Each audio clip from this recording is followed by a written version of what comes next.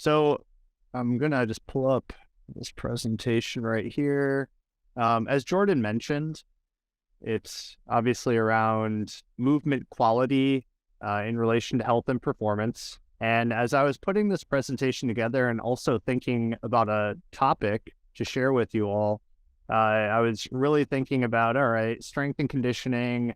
I could go down that road and get into some of the weeds of that, but it may not be very applicable to you all in relation to what you do as volleyball coaches. And knowing that probably many of you are mainly on the court, and maybe some of you are doing the strength and conditioning programming as well, but I assume that not all of you are doing that.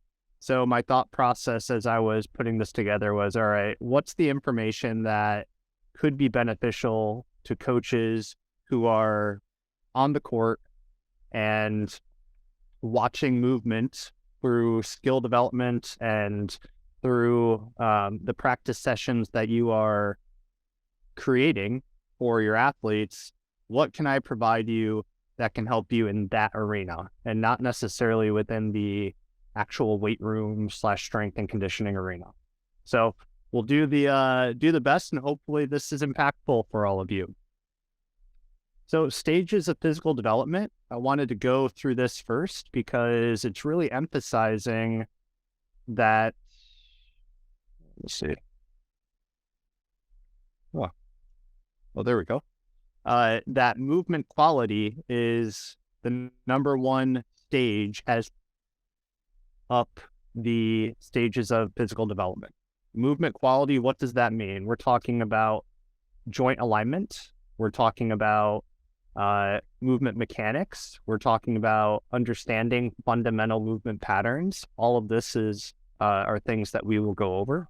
It's talking about being able to coordinate movement really well, being able to have the mobility and also stability within basic foundational movement patterns. So that's a little bit of what we define as movement quality, and movement quality is the foundation for work capacity, and which is the next stage of the physical development progression.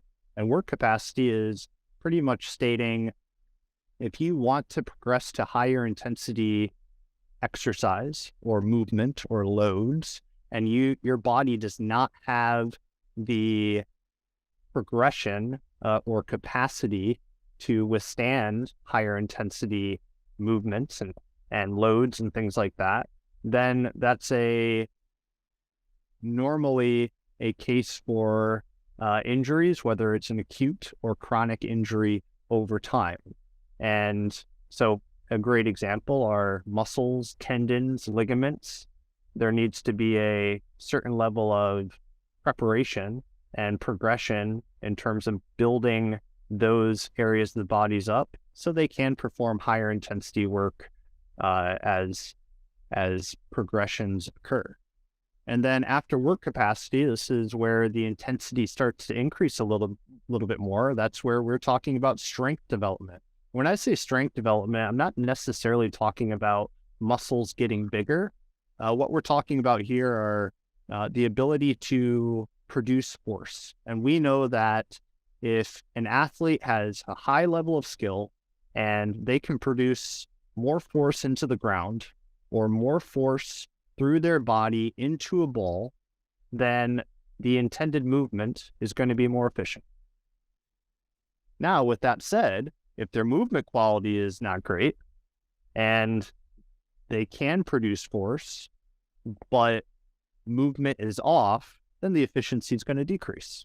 So again, going back to movement quality, why it's important. But strength equals force production.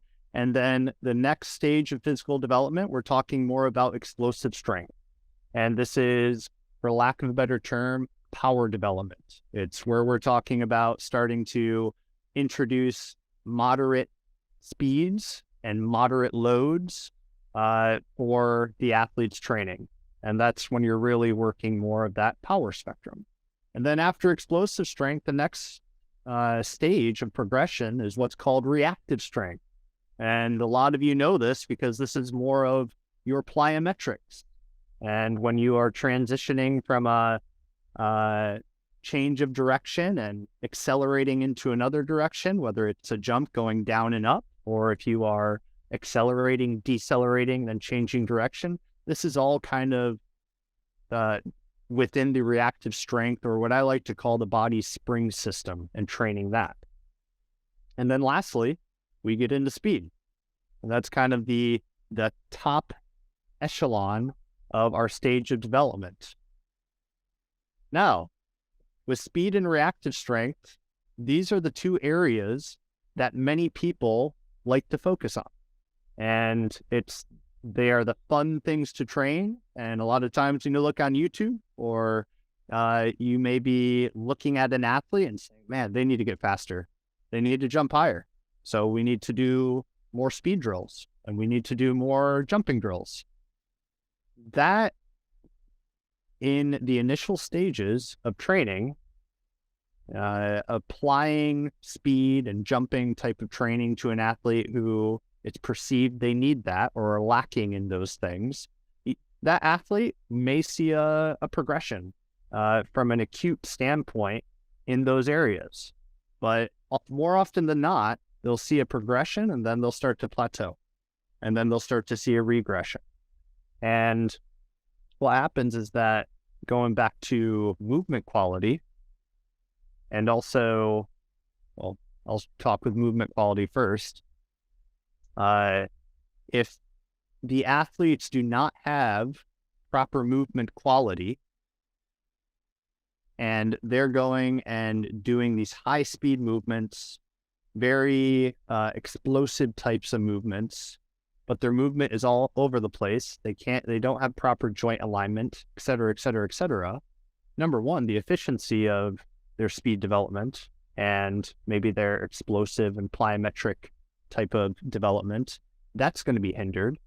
And also the risk of injury could also go up.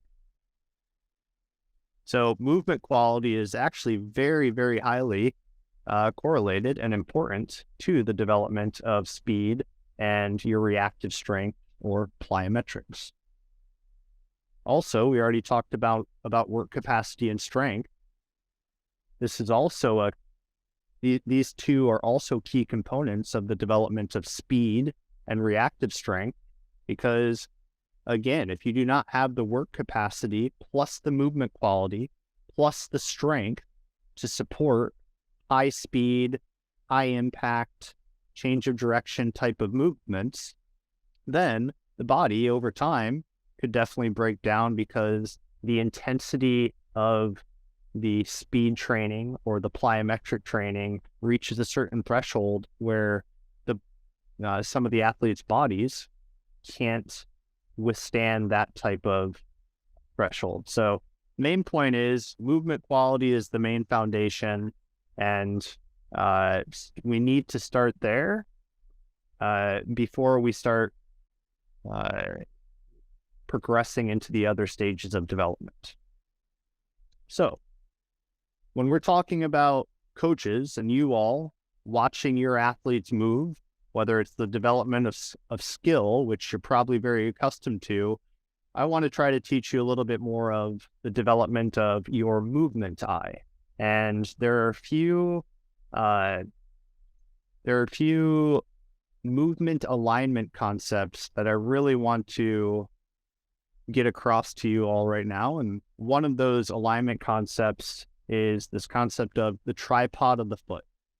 So when we're looking to have more of a stable foot and alignment of the foot, we always say, hey, big toe, little toe, and heel.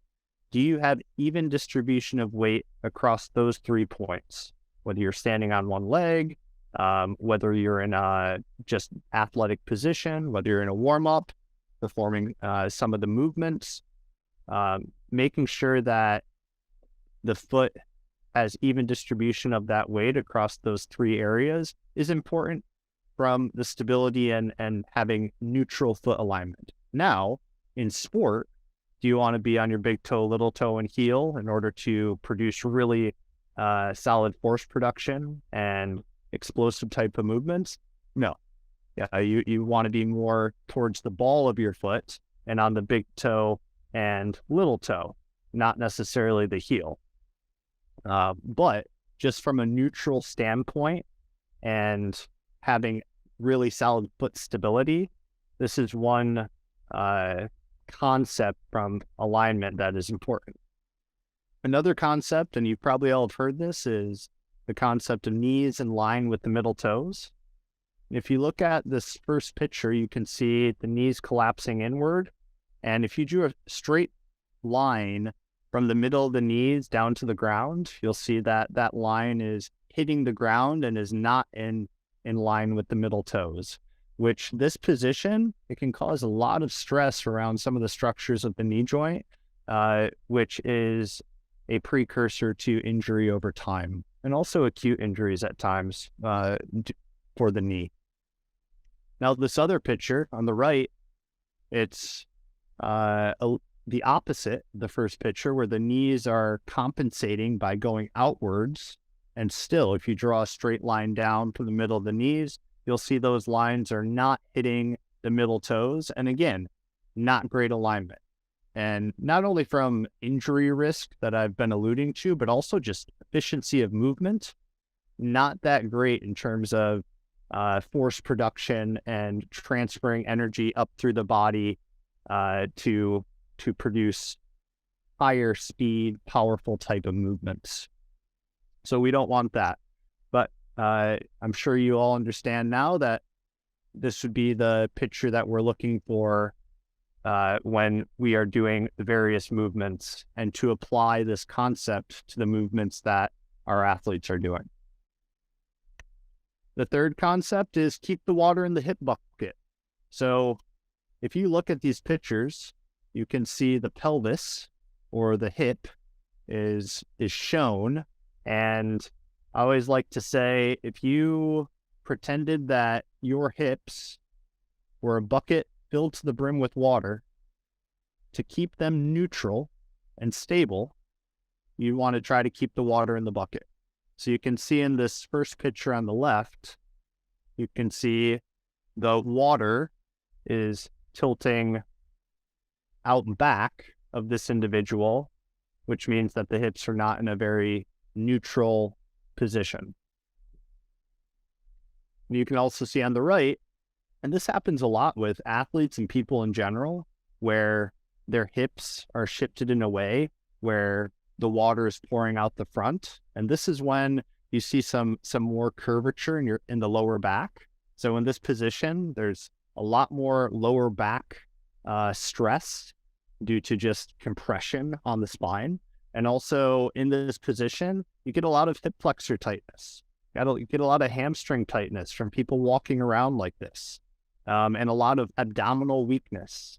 So we try to correct that as strength and conditioning coaches a lot. We call this an anterior pelvic tilt, and trying to get athletes more in this neutral position where they are keeping the water in the bucket of their hips as they're performing various movements, which we'll get into. But also found that just this, utilizing this cue of water in the bucket with athletes resonates with them a lot better than saying, hey, keep your hips neutral, which they're looking at me like, what do you mean? I have no idea what you're trying to say. And then one of the other movement concepts or alignment concepts that would be solid to understand, especially in the sport of volleyball, where the squat pattern is so prevalent, is this concept of keeping the shin and spine, those angles, parallel. And so you can see in this example where the shin is a little bit more vertical, the spine is more forward, and you can see those lines are crossing eventually, which are not leading to parallel lines. And what's happening in this position, although this person would still be able to produce a good amount of force in this position, just due to the spine angle and the shoulders and trunk more forward in relation to the shins. Again, from a health standpoint, this is not a great situation because the spine is going to have more compression on that. So you're talking about some lower back soreness, tightness, things like that over time due to a position like that. And I'd imagine that many of you have probably seen this, because in the sport of volleyball, we have some tall people with long femurs, long legs, and for them to get in a very mobile and great range of motion squat for some of them is very, very hard. And so some things that we've done in the past with the athletes who have trouble with this is not only a really good warm-up and kind of a hip ankle mobilization type of routine, but also if it's more on the court and their positioning, trying to fiddle around with ranges of motion that may not be full range of motion or 90 degrees, but a range of motion that still allows them to get pretty solid angles to protect their lower back. And then in the weight room, we do a lot of heel lifts, raising their heels up when they're squatting and things like that, which allows them to get in much better angles, such as what we'll get to in the middle picture. But moving on to the other picture, as you can see, the shins are at a severe angle forward and the spine is more vertical. So those angles are off as well.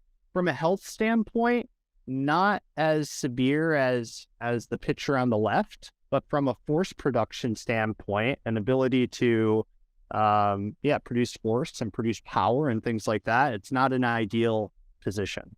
So we're definitely looking for the middle position where you have those parallel angles.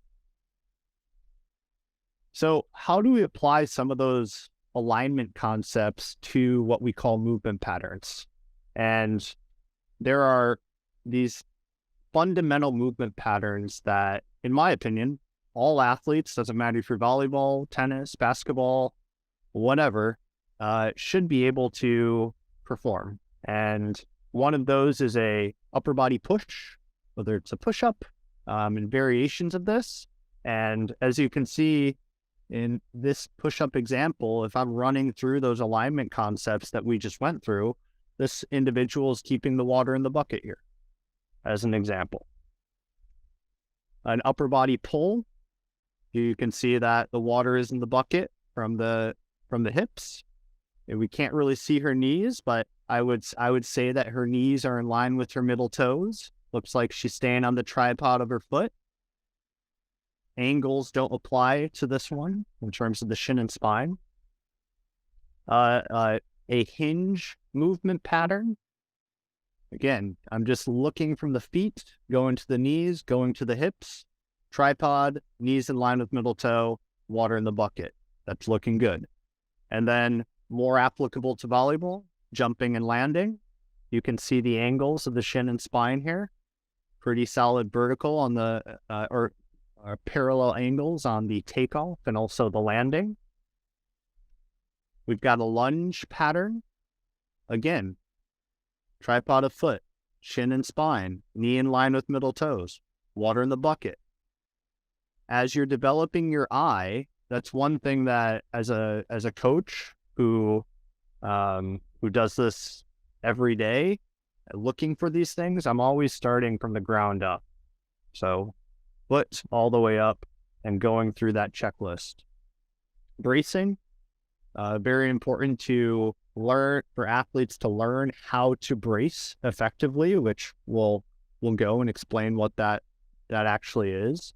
But applying an abdominal kind of brace to these various movements is important. Rotating, this is another fundamental pattern that needs to be worked on with athletes and learning how to rotate. And if you see in this picture with the woman squatting in the rotation, she's doing a really good job of keeping both knees in line with her middle toes. A lot of people, when they rotate, they'll collapse their knees inward, or the opposite knee will come in, which again leads to inefficiencies in force production. And then the squat pattern, and we've gone through that. So in relation to volleyball, a few of these patterns really stick out, in my opinion. We've got the lunge. We're seeing various lunging, whether it's forward, whether it's sideways, whether it's crossover, those types of patterns in the sport of volleyball. We've got rotation, obviously, going to hit, loading to hit, squatting patterns. We see that a lot. And then the jumping and landing are really relevant in the sport of volleyball. And you can kind of see those here. How do those movement patterns reflect in your sport? You can see some lunge patterns, obviously jumping and landing. Squatting pattern, whether it's a deep squat or a shallow squat, it's still a squat pattern. One thing that and you all know this, I'm sure as coaches, is just this concept of proper movement quality for landing or putting on the brakes. And you can see in this example, in case A, an individual is jumping and landing, but they're landing stiff-legged. They're not really bending their knees or sinking their hips. And when you see athletes land and adapt this type of landing strategy, what's happening is that there's greater stress on the joints. And that is something that we want to avoid over time. And sometimes what we see when athletes start adopting this strategy, number one, they're just not aware of the proper movement quality to land effectively. Number two, they don't necessarily have the strength and mobility to bend their knees and sink their hips effectively after doing a maximal jump. So it's easy to land that way, because to actually sink and absorb and use your muscles to absorb the landing, it's hard, difficult. They're not strong enough to do that. And then third, when fatigue sets in, you may see athletes at the beginning of practice or beginning of a match, they're adopting a much better movement strategy, but as fatigue sets in, they start landing more stiff-legged because they don't have the capacity due to fatigue to maintain proper movement mechanics for landing over the course of a game. And that goes back to work capacity. That goes back to strength. That goes back to movement quality. So, I mean, I touched on this a little bit as I was explaining case A, but case B, this is the strategy that we're looking for. We're looking for bending the knees, sinking the hips upon the landing, which now allows more stress on the muscles, which it's the muscle's job to absorb force. We don't want that job to be placed a lot on the joints. So I like to tell athletes who I coach, land like a ninja. Ninjas are soft and quiet. They sink their hips and they bend their knees. So here's some movement progressions to consider as we're going through those movement patterns. The first are holds to controlled. I've got some videos here, and I'm just going to work on a squat pattern right here. And I realized that after I did this, I should have used shorts, so my apologies. I did not have any shorts with me when I took these videos, so you will just have to pretend that my knees are in line, even though you can't see them. But this is an example of just holding a position and having your athletes, whether it's in a warm-up or whatnot, hold bottom positions so that they and you can see, okay, tripod of the foot, knees in line with the middle toe, the water in the bucket, how are their angles? And so also they can feel, and their brains can start registering how it should feel at the bottom position, as opposed to just going up and down, where in terms of learning what proper movement should feel like, it may be compromised by just jumping right to that. So that's the first example. The second example is slowly lowering. So slowly lowering for 5 seconds. So you're really feeling yourself pull yourself into that bottom position and then come up. And then finally, a progression is just a regular up and down movement after the athletes get the feel of proper mechanics with those previous progressions. Another progression is coaching parts and then the whole movement. I'm guessing you all do this with skill development at time. But as an example, this is a lunge pattern, but we're doing a lateral lunge instead of just a forward lunge. And I'd say step, drop, drive. Step, drop, drive. And then after they got that, then okay, let's do the whole pattern, everything all together. But again, I'm just having those check boxes of the alignment concepts all in my head, and I'm looking for tripod of the foot, knee in line with middle toes, water in the bucket, angles. And then another one is stationary to locomotion. So instead of trying to do, for instance, a walking lunge right off the bat when people's movement quality may not be that great, just do it stationary first. And just break it down. Another one is how to go about progressing from double leg to single leg. Trying to find the... Oh, there we go.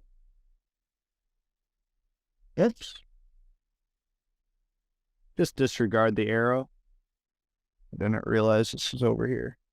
But anyway, started with a double leg squat pattern, for instance, and then progressing to a split stance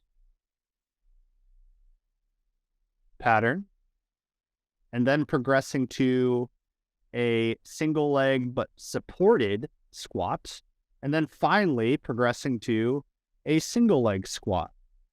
So there's a logical progression from working from double leg to single leg, and making sure that those alignment concepts are still being applied as you progress to each one of those. And of course, you can manipulate range of motion depending on the athlete. It doesn't have to be that deep if they cannot get that deep due to their limbs or whatnot. But again, it's just working on the alignment within their capabilities before progressing to more challenging progressions. And then this concept of slow to fast.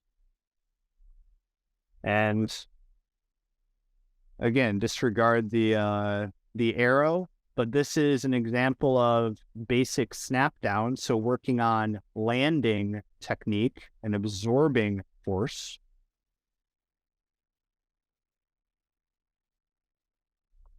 And you can see that I'm just going from slower, looking at angles, all of those concepts, a little bit faster.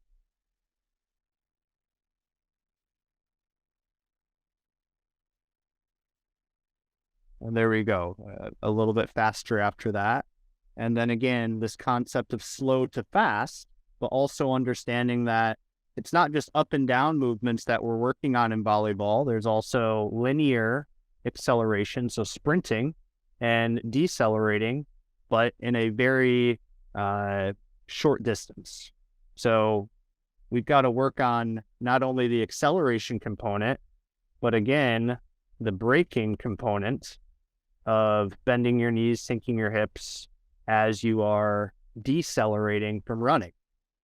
And all I'm doing is doing a simple progression that could be in a warm-up or something like that, where it's just slower to faster and making sure that they are understanding how to decelerate, bend their knees, sink their hips. Some movement cues that has really worked well for me as a coach that also can be applied to any coach's toolbox for some of these movement patterns or some of these alignment concepts. One of them is tearing apart the paper towel with your feet. And this is in direct relation to knee alignment. So pretend I have a paper towel or just a towel as I'm standing on, and I am pretending like I am trying to tear that apart as I perform a squat pattern. And what this does is it engages the outside of my hips or your glutes, which if your glutes are engaged during these patterns or during these movements, then your knee will become more stable because your glutes actually control the stability of your knee. Grip the ground. So it goes back to this concept of tripod of the foot. So if the athletes are ever doing any single leg type of work or single leg landing type of work, one thing that tends to resonate for those who I've worked with in the past is this concept of grip the ground. And it's very simple, where I'm just literally trying to grip the ground, and it allows me to become a lot more stable than not doing that. Another one is press against the backboard. So this is helping with the alignment concept of water in the bucket. And this is a simple little strategy that you can do with any of your athletes who tend to have more curvature in their lower back, where you just have their hand on their lower back and you say, okay, press into your hand or your backboard. And then applying that concept to various movement patterns to make sure you are maintaining that abdominal brace. So instead of saying brace your abs or tighten your abs, it's a very simple way to get them to do that without them getting confused on how to do it. In terms of force production, push a hole into the ground. This is a cue that works wonders. Because even if you're not the strongest athlete, if you know how to push well into the ground and apply force, it goes back to Newton's third law, if you all remember physics, where if you equal an opposite reaction, so if whatever force you apply into the ground, the equal amount is going to come back up. So when we're doing various movements, this is a lunge pattern, I'm pushing back. I'm not just merely stepping back. I'm applying force into the ground. I'm putting a hole into the ground and teaching myself how to apply force to move more efficiently and more powerfully. And land like a ninja. I've already said this for force acceptance. Some things, also the ninja sometimes doesn't resonate with athletes, and I just say, hey, be an athlete. And it's amazing what that does to athletes. They just turn it on after hearing that. So bending the knees, sinking the hips. And still, do I have the alignment concepts? Tripod, knees, hips in line, angles. So where to incorporate all of these things as a sport coach? You're not a strength and conditioning coach. You're not in a weight room. A great place to start would be the warm-up. And Aaron Brock, if you haven't tuned into his previous presentation, I would highly recommend it. He did a great presentation on warm-ups that went through all of these 5 components of a warm-up. And where would you apply more of these movement concepts? It'd be during the last 2 stages, the jumping and landing prep and the higher intensity movement prep. It's a progression into that higher intensity. But that's where I would recommend a lot of the stuff can be applied, and implementing more of those movement patterns and then manipulating speed, manipulating the breaking the parts into wholes and things like that. This is where you could apply it. Also, and I have a question mark with this, drill work. And you would know much better than me. And also I know everybody's practice times are precious in terms of the time you actually have. But this thought of implementing movement cues as part of your coaching.